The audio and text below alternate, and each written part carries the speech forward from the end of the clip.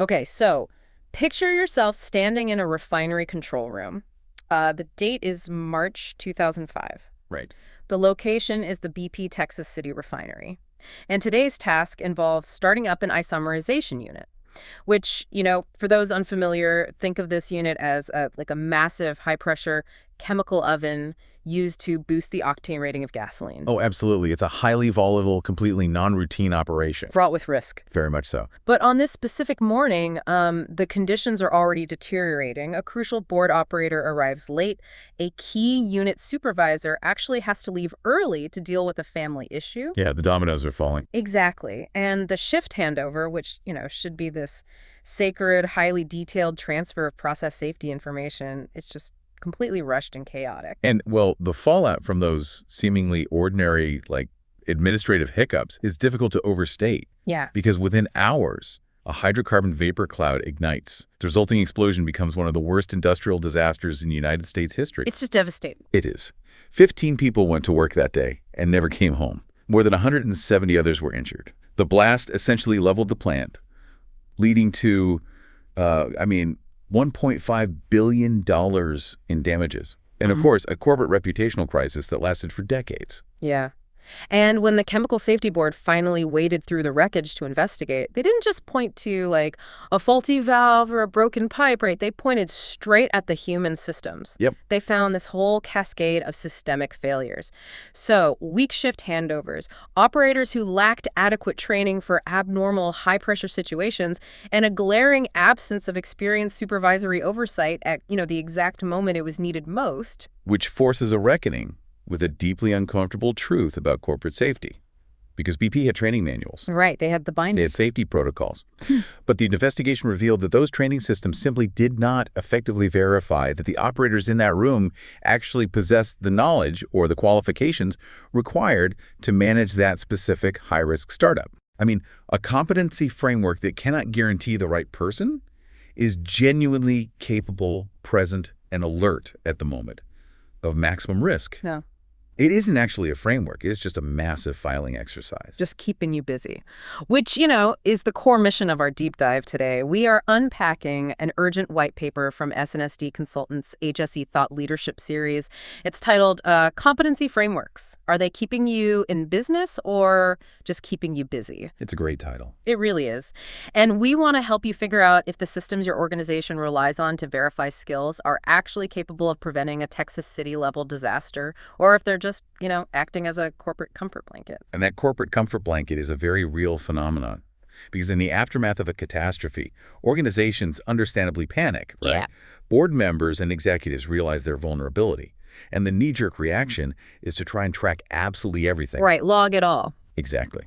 They demand a documented record for every skill, every employee, every obscure procedure.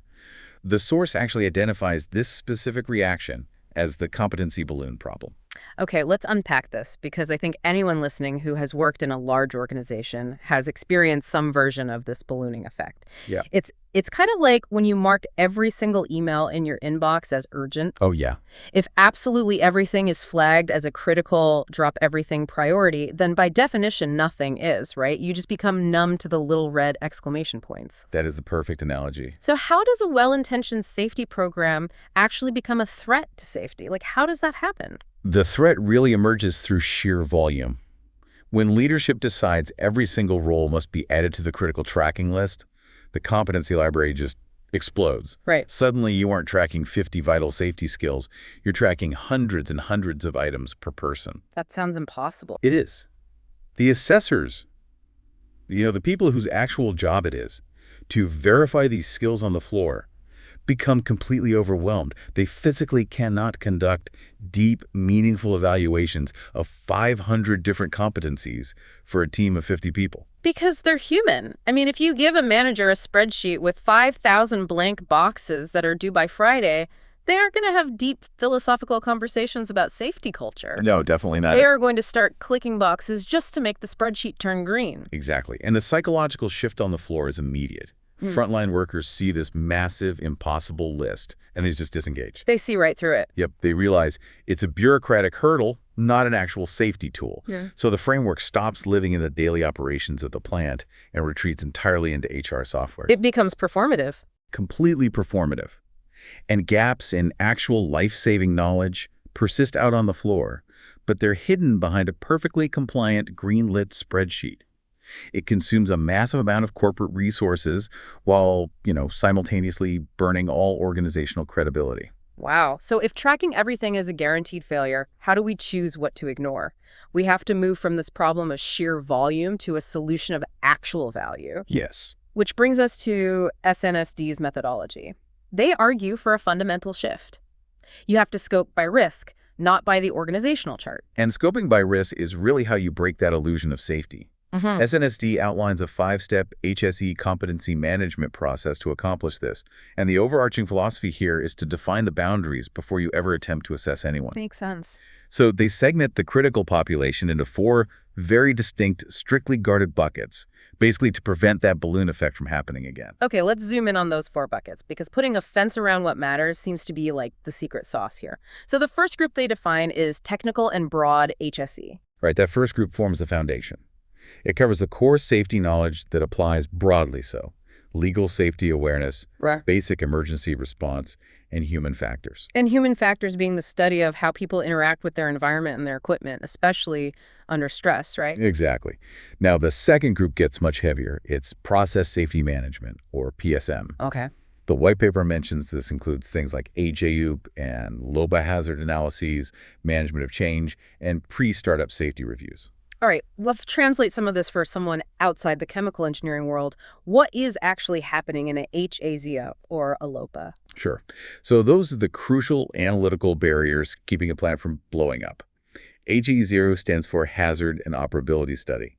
It's a highly structured brainstorming session where experts look at a blueprint and systematically ask, what if? Like, what if this thing breaks? Exactly. What if this valve gets stuck open? What if the pressure drops suddenly? And then LOCO stands for Layers of Protection Analysis. Oh. Think of it like the Swiss cheese model.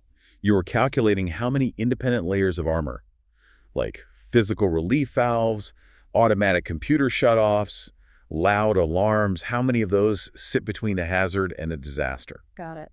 And then there's management of change, or MOC. Now, that's not about changing your management team. Well, far from it.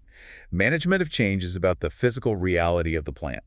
Like, if an engineer decides to replace a broken pump with a slightly stronger pump, MOC is the rigorous process of asking, will this stronger pump create too much pressure and blow out a pipe a mile down the line? Oh, wow. So you're tracing the ripple effects. Exactly. It's making sure a small fix doesn't create a massive hidden bomb somewhere else. Okay, so that's bucket 2. The third bucket shifts away from the technical engineering side and focuses squarely on leadership. Yeah, and leadership competency is often ignored because it's harder to measure than a math equation. But SnSD includes both senior and frontline leadership here. How do you measure it? Well, their competency isn't just knowing the rules. It involves visible safety leadership out on the floor. It's their capability to actually coach their subordinates. Right. And their operating discipline, meaning, do they make the right risk-based decisions when production schedules are falling behind and the pressure is really on? Right, when money is on the line. And then the fourth bucket makes a ton of sense. Contractors and other critical roles. Because, you can't have a perfectly trained internal team and then hand the keys to a vital piece of machinery over to an unverified contractor. Absolutely not. The white paper stresses that roles like permit-to-work authorities must be scoped and verified before they ever mobilize on-site. A permit to work, It's essentially the legal document saying it is safe to do something dangerous, like welding near flammable gas. You cannot leave that authority to chance. Yeah. Right.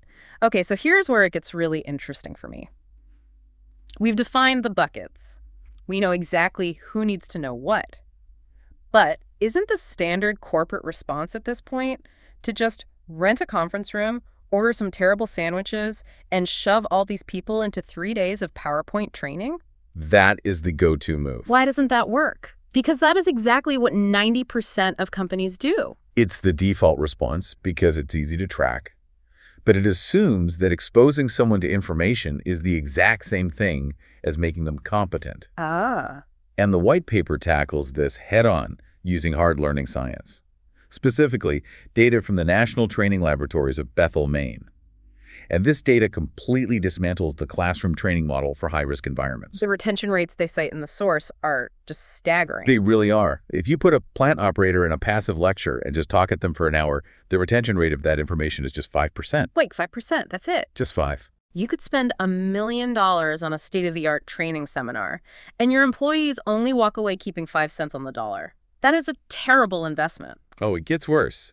The return on investment barely improves with other passive methods. Reading a manual only gets you to a 10% retention rate. Okay. Watching an audio-visual safety video, that gets you to 20%. You really have to move into active learning to see a real jump. So a physical demonstration gets you to 30%. Participating in a discussion group or a morning toolbox talk brings retention to 50%. Still only half. Right. Practice by doing, like physically running an emergency drill that gets you to 75%. But 75% still leaves a 25% gap where things can go horribly wrong. There is a pinnacle to this learning science, though. The absolute pinnacle is 90% retention. And that is achieved only when the individual is tasked with teaching the skill to someone else, or actively supervising and coaching a junior colleague through the task. So what does this all mean for you, the person listening right now? Well, think about the difference between reading a manual on how to ride a bicycle.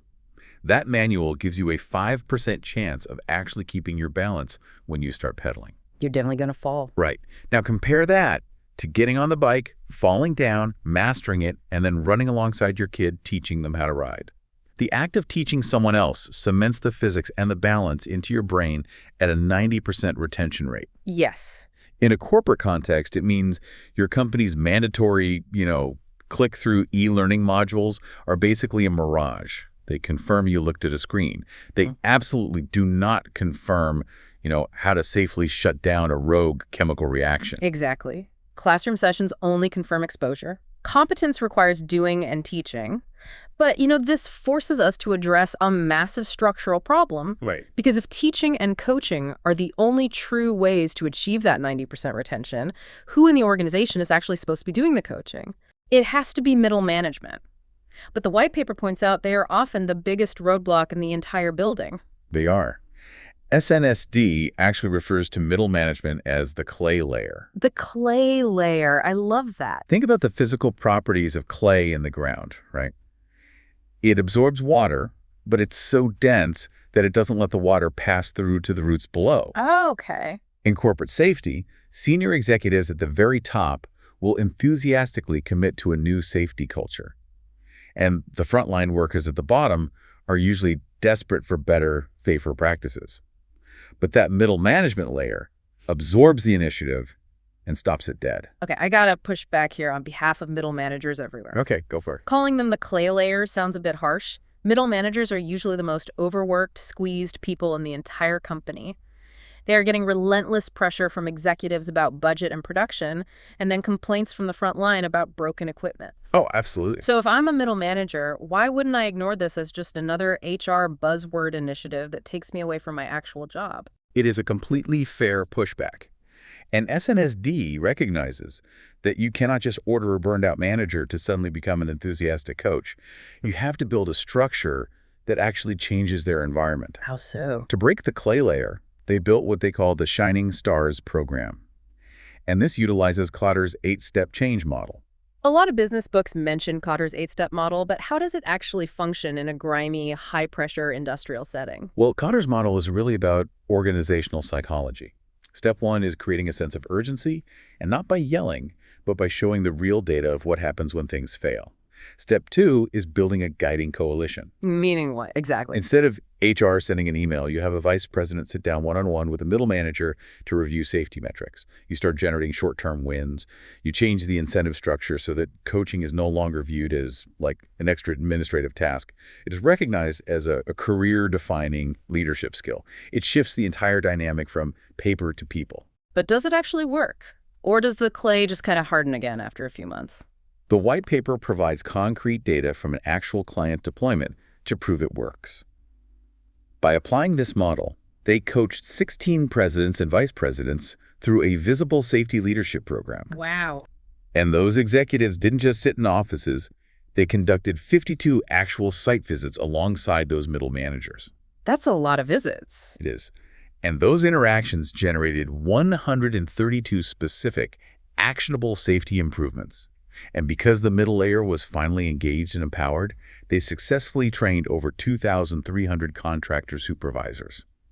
The clay layer was shattered. That is amazing. Okay, so the middle management bottleneck is unblocked. They are actively championing the change. That means the competency framework can finally flow down to the actual people turning the wrenches and managing the valves, the level 3 supervisors. Yes, exactly. And SnSD handles this through what they call the Rising Stars program. So while Shining Stars fixes the middle, Rising Stars fixes the front line. It is a highly structured peer coaching progression that forces that 90% retention learning science into daily practice. Right. It's built entirely on a no-do-teach philosophy, and it's structured across 3 tiers: bronze, silver, and gold. Okay, let's walk through those tiers. How does a supervisor actually prove they've moved from knowing something to mastering it? It starts at the bronze level, which represents the know phase.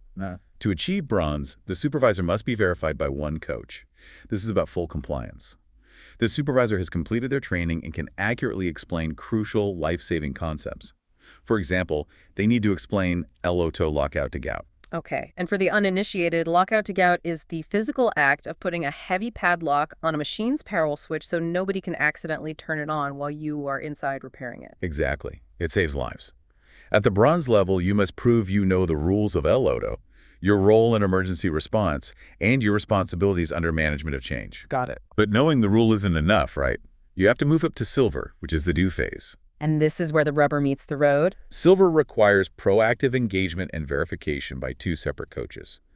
You can't just recite the lockout tagout rule. You have to successfully execute it in the field while a coach observes you. Oh, that's a big difference? Huge difference. You have to actively sign off on permits to work. You have to conduct your shift handovers under observation to ensure no critical information is dropped. You are performing process safety field observations in real time. And then you reach the ultimate level, the gold tier, the teach phase. Gold is the 90% retention tier. It represents proactive frontline leadership. This level is so rigorous it must be verified by the HSE steering committee itself. Wow. A gold rising star isn't just doing their own job perfectly. They are actively coaching junior colleagues on complex isolation plans. They are out in the plant challenging what sociologists call the normalization of deviance. That's a crucial concept. So normalization of deviance is when a team starts taking small shortcuts, like, skipping a safety check because it takes too long and because nothing blows up the first 10 times they do it. The rule breaking becomes the new normal. Exactly. And a gold rising star actively hunts for that deviance and stops it. They support their team when they raise red flags. And perhaps more importantly, they challenge green complacency. Green complacency. The dangerous assumption that just because there hasn't been an accident lately, everything must be perfectly safe. Right. To really help you visualize what this looks like in practice, the white paper outlines a day in the life of a gold rising star. And, the most striking thing about it is that it's just an ordinary Tuesday. It's not a special exam day with HR holding a clipboard. Not at all. At 7 in the morning, they're observing and signing off on a shift handover, making sure the next generation of operators covers all the process safety elements. At 10 in the morning, they are running a routine production meeting, but they have their coach hat on, listening intently for risk awareness signals in the team's discussion. The coaching is woven into the fabric of the day. By midday, they are out on the floor completing verification forms for a colleague trying to reach the silver tier. At 2 in the afternoon, they're sitting down to review the quality of a recent management of change document, ensuring no hidden risks were missed. Busy day. Yeah. And by 4 o'clock, they are conducting routine field coaching, walking the site, and helping their team master standard operating procedures. So the competency verification is the job itself. It's seamlessly integrated. But that brings us to the final and perhaps most difficult piece of the puzzle, sustainability. Right. Because if this entire system relies on outside consultants flying in to maintain the energy, it's destined to fail.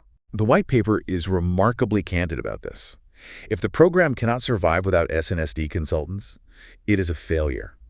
Organizations have to truly own the framework. And to do that, the bronze, silver, gold progression cannot just live in the safety department. It has to be integrated into the entire human resources lifecycle. Meaning it has to actually impact someone's wallet and career trajectory. Precisely. It must be woven into recruitment, onboarding, and annual performance reviews. Gold Rising Stars should earn continuing professional development points. Makes sense. They receive level bug certificates and formal recognition at company town halls. Their coaching status is recorded in operational systems and directly tied to their upward mobility in the company. It has to become the way we do things around here, completely replacing the flavor of the month safety initiatives that workers are, frankly, so used to ignoring. Which brings us full circle, back to the tragic events at the BP Texas City refinery on that Tuesday morning in 2005. You know, the 15 people who lost their lives that day weren't let down because the company was missing a procedure. They weren't let down by a lack of dusty binders sitting on a shelf. They were let down by a massive corporate system that simply could not verify if the person sitting at the controls was genuinely competent when it mattered most. And so, the ultimate question you have to ask yourself about your own organization is this. How confident are you that the people managing your highest risk operations right now are genuinely competent and not just trained? That's the key. Are you looking at a completion report on a spreadsheet, or are you actually observing their behaviors and their ability to teach others out in the field? And we want to leave you with one final lingering thought to mull over today. If the hard learning science proves that true life-saving 90% retention competence only happens when you teach a skill to someone else, what does that mean for that brilliant, deeply experienced lone wolf on your team? Oh, that's a good question. You know exactly who I'm talking about. The technical genius who has been there for 20 years, who knows how to fix every machine in the dark, but flat out refuses to mentor anyone. Can they really be considered fully competent in a high-risk environment if they can't or won't pass that knowledge on? Think about it. Thank you for joining us on this deep dive.